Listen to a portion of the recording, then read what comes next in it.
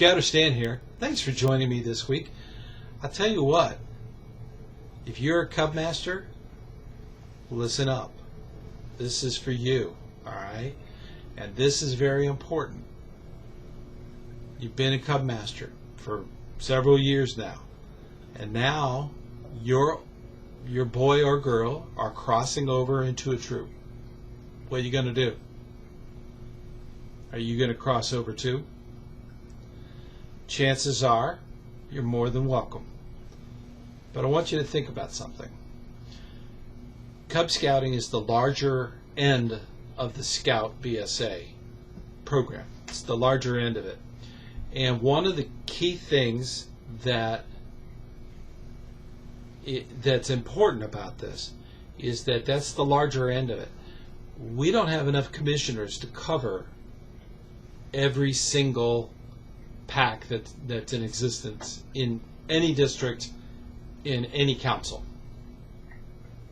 It's the truth. We don't have enough. Think about this. Your youth, your child, is crossing over into a troop. Think about commissioner staff. This is something you can do because we need your experience as a Cub Master in the commissioners. This is critical. We need your help. Okay. Now, granted, Scout Masters and stuff like that, that's great. You can do that, but it takes a lot of training, and you can do that. But commissioners, training is done, and you already know how to be a Cub Master, so that's something you can give back.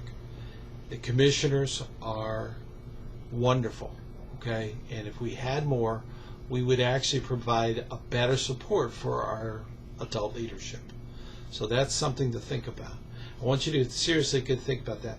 When I was a Cub Master, I was in the process, my son was crossing over to a troop with his best friend, and the natural thing for me to do was to join the troop too. But I was approached by a commissioner, and they asked me to join the commissioner's staff as a unit commissioner and give back what I know about Cub Scouts. And I loved it. It was awesome.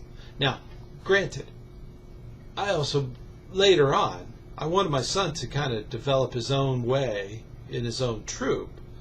And later on, I was able to participate as an assistant scoutmaster. So I have my experiences there. That's the wonderful thing about it all. You could do that too. There's nothing wrong with that. And giving back, being a Cub Master, is critical. Okay, so something to think about. And same thing with troops. Don't be so greedy. Holy cow. There are some troops out there that got way too many scout-facing adult leaders. Don't be greedy.